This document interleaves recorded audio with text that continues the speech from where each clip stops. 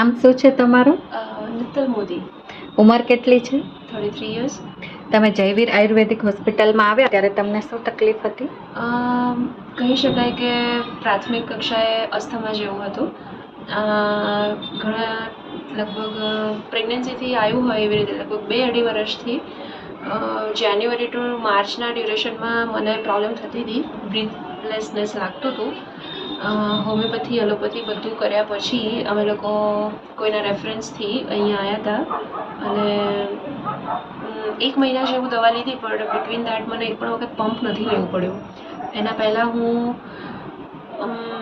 20 to 25 time pump લઈ ચૂકી છું 1 મહિનામાં. એના બદલે મને અત્યારે છેલ્લા 1 મહિનાથી એક પણ વખત પંપ નથી લેવું પડ્યું.